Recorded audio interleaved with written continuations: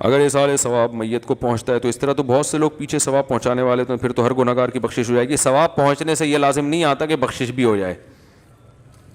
ہو سکتا ہے مرحوم کے گناہ اتنے وزنی ہوں کہ ساری قوم مل کے بھی صدقہ کرتی رہے تو پھر بھی اس کا وزن ہلکا ہو اور اس کے گناہ کیا ہوں, بھاری ہوں. تو اسلام نے جو اصل جس چیز کو فوکس کیا ہے وہ عمل کو, عمل کا کوئی آلٹرنیٹ ہے ہی نہیں. ایک آدمی اچھے اعمال کے ساتھ دنیا سے چلا جاتا ہے, پیچھے کوئی اصالِ ثواب کرنے والا نہ ہو, اس کی بخشش کا وعدہ ہے.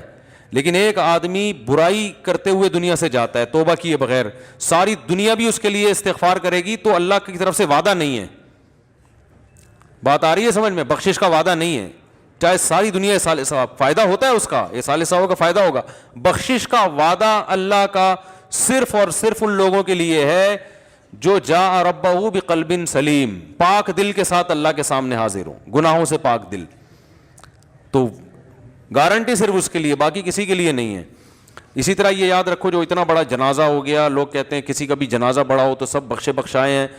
تو جنازہ بھی بڑا ہونا ایک اچھی چیز ہے, اچھی امید ہے, لیکن گارنٹی جو قرآن و سنت میں ہے وہ صرف کس کے لیے؟ عمل اچھا ہو. عمل اچھا ہے, مر گئے, کوئی دفنانے والا نہیں ہے, چیل کوے کھا گئے لاش کو, بخشش یقینی ہے. عمل اچھا نہیں تھا, مر گئے, پوری دنیا بھی 6 ارب کی آبادی آ گئی جنازے میں شریک ہونے کے لیے, کوئی گارنٹی نہیں اللہ کی طرف سے. فضیلت ہے کہ اتنے لوگ مغفرت کی دعا کر رہے ہیں, شاید بخش دے اللہ, امیدیں لگائی جا سکتی ہیں.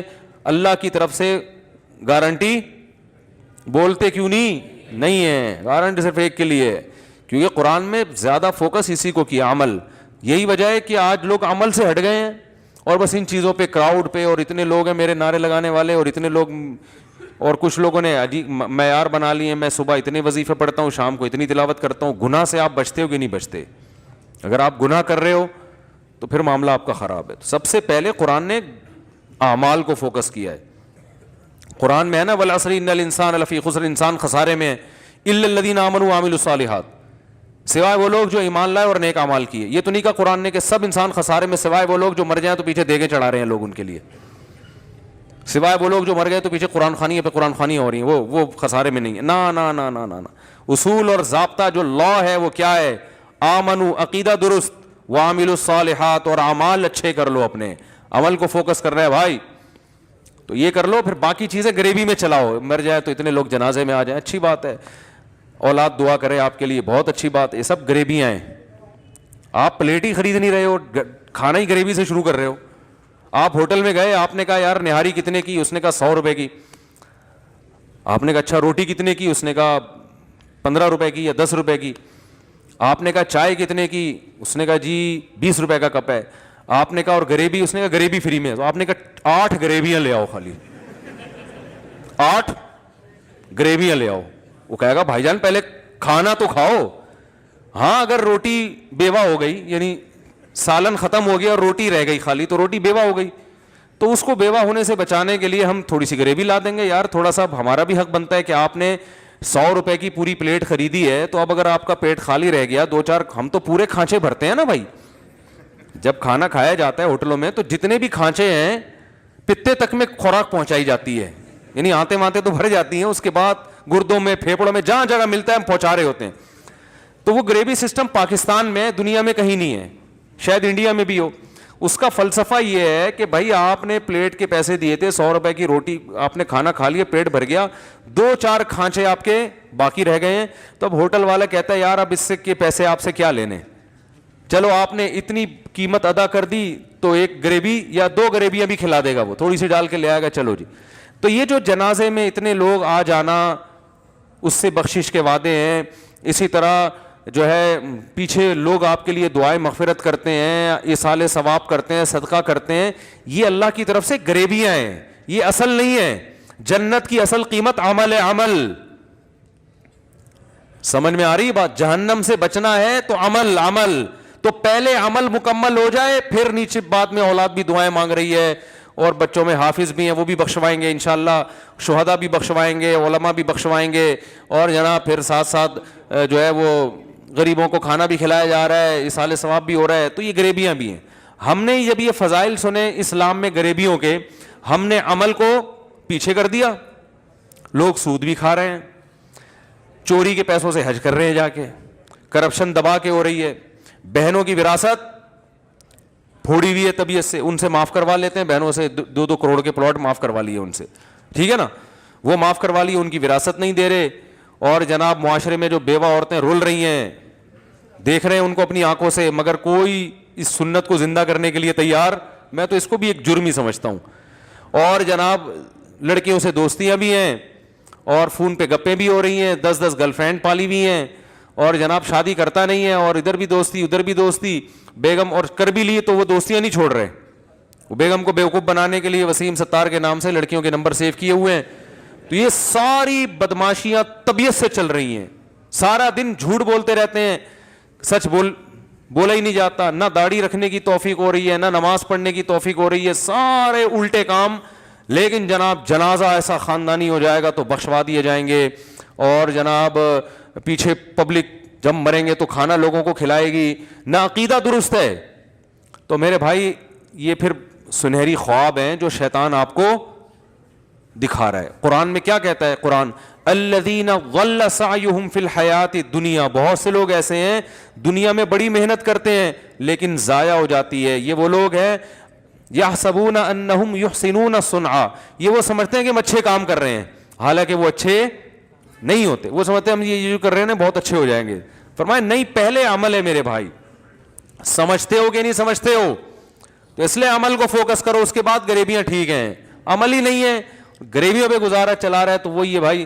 وہ ایک آدمی گیا ہوٹل میں, وہ رائتے پہ بھی ہے یہ واقعہ, ایک تو غریبی پہ ہے نا کہ بھائی یہ روٹی کتنے کی, یہ سالن کتنے کا, یہ اتنے کا, رائتا, پھر اس نے کہا رائتا لے آ بس تو خالی, ٹھیک ہے نا.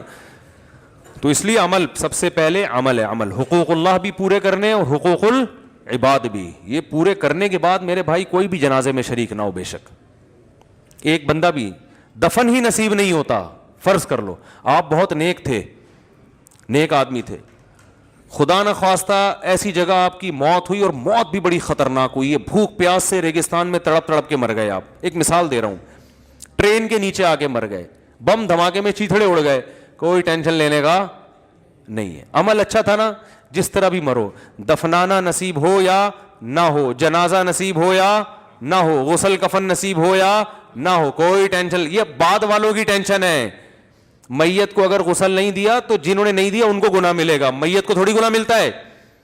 جنازہ پڑھنا تو بعد والوں کے اوپر فرض ہے کہ اکرام کے ساتھ, تمیز کے ساتھ, عزت کے ساتھ دفن کرو اس کو. تو میت نے اپنا عمل کیا تو بس وہ بری ذمہ, اب اللہ اسے نواز دے گا. اور اگر اپنا عمل میرے بھائی اچھا نہیں ہے, اللہ کی نظر میں, پبلک کی نظر میں نہیں, کچھ چیزیں ایسی ان کو پبلک ہٹو بچوں کہتی ہے, بڑا زندہ باد ماشاءاللہ, اللہ نہیں مانتا اس کو. اللہ کی نظر میں اگر آپ کا عمل اچھا تھا, ہمارے ایک دوست تھے بڑے نیک, اللہ ان کی مغفرت فرمائے, وہ ٹرین سے اترتے ہوئے نا پاؤں پھسلا پلیٹ فارم پہ, اور ان کی پوری ٹانگ کٹ گئی ٹرین کے نیچے, ڈیتھ ہو گئی ان کی. تو ان کے رشتہ دار پریشان تھے, تو بہت بری موت ہے. میں نے کہا بندہ اچھا تھا تو موت بری نہیں ہو سکتی.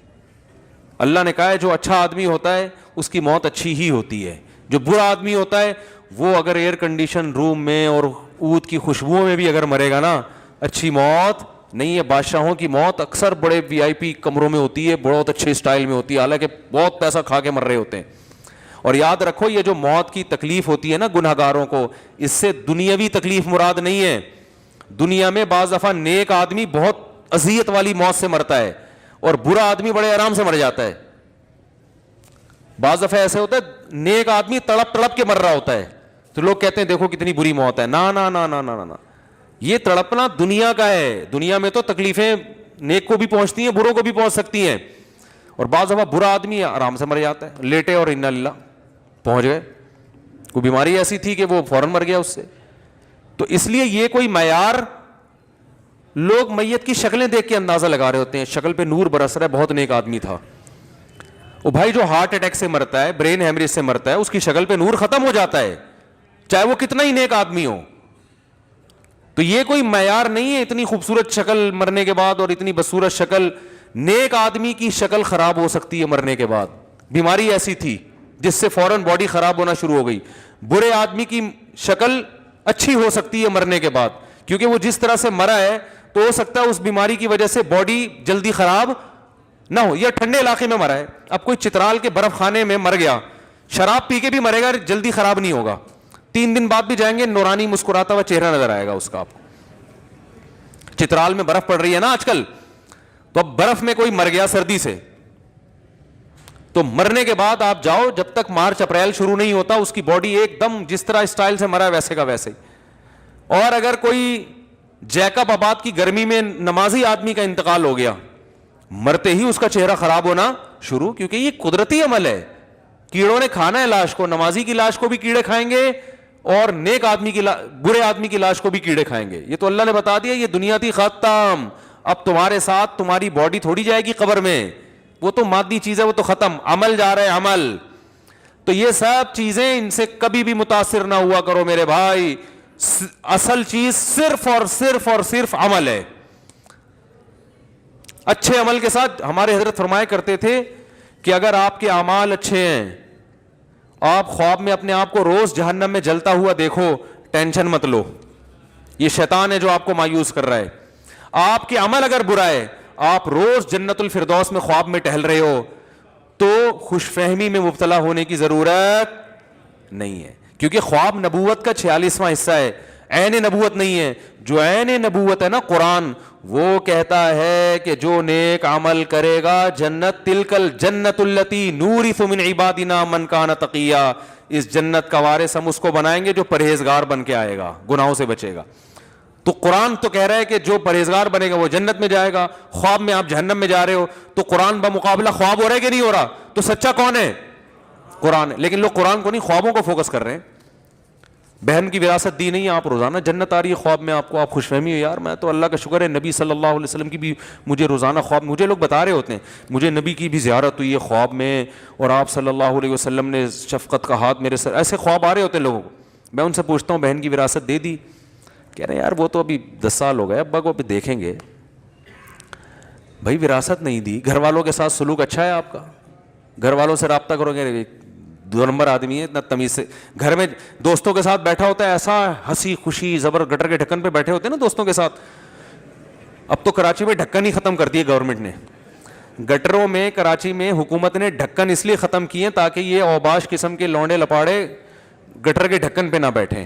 ہم اچھی نیت کرتے ہیں نا حکومت سے کہ کراچی میں گٹر کے ڈھکن اس لیے غائب ہوئے تاکہ یہاں بیٹھ کے لوگ گٹکا کھاتے تھے, تو حکومت نے گٹکے کو ختم کرنے کے لیے گٹروں سے ڈھکن کیا کر دیے, غائب.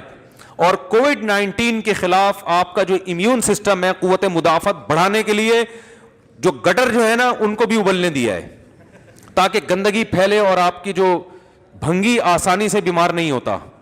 یاد رکھو, آپ بھنگی کے منہ پہ چھینکو کے بیمار ہو جائے گا, وہ کہے گا ہم گٹروں سے گھوم کے نکل کے آتے ہیں یار, ہمیں کچھ نہیں ہوتا, تو ہمارے اوپر چھینک رہا ہے. بیمار تو وہی آدمی ہوتا ہے جو ان چیزوں سے بچتا ہے. تو یہ بھی حساب کتاب ہے کہ یہ گورنمنٹ کا اچھی سوچ رکھنی چاہیے. تو ہم کہتے ہیں جو کراچی کے گٹروں کے ڈھکن غائب کیے ہیں اس میں بھی کوئی اچھا مسئلہ ہوگا.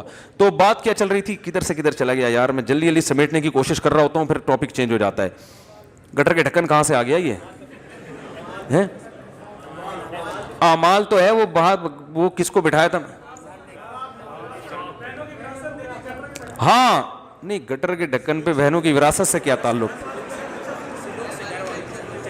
ہاں میں یہ بتا رہا تھا, باہر گٹر کے ڈھکن پہ جب بیٹھا ہے تو دوستوں سے ہنس ہنس کے ہاں ہو, گھر میں آتا ہی چنگیز خان بن جاتا ہے. بہت شادی شدہ لوگوں کو دیکھا ہے ہم نے, گھر سے باہر ایسے ہنسی مذاق لطیفے, گھر آئیں گے تو موڈ ہی آف ہو گیا. تو یہ تو عمل نہیں ہے نا. نبی صلی اللہ علیہ وسلم جب گھر میں آتے, امی عائشہ فرماتی ہیں مسکراتے چہرے کے ساتھ آتے تھے, سب کو سلام کرتے تھے. تو آپ گھر میں آگے سب سے تمیز سے بات کرتے ہو, سلام کرتے ہو, بیٹھتے ہو, ہاں وہی. تو یہ چیزیں نہیں ہیں. خواب آ رہا ہے جنت میں ٹہل رہا ہوں میں, حوریں آ رہی ہیں دائیں بائیں. مفتی صاحب کا 4 شادیوں میں بیان سنا تھا, آج وہی بیان سامنے آ گیا. دنیا میں نہیں ملی, آخرت میں, ٹھیک ہے نا, حوریں آ گئیں. اور کیا کہتے ہیں آپ کا جو ہے بڑے اچھے اچھے خواب آ رہے ہیں, اور نبی صلی اللہ علیہ وسلم کی زیارتیں بھی ہو رہی ہیں. بھائی جان, نبی کی خواب میں زیارت بہت بڑی فضیلت ہے, لیکن یاد رکھو عمل کو درست کر لینا اس سے بڑی فضیلت ہے. ساری زندگی خواب میں نبی کی زیارت نہیں ہوئی, لیکن نبی کی سنت پر عمل کیا.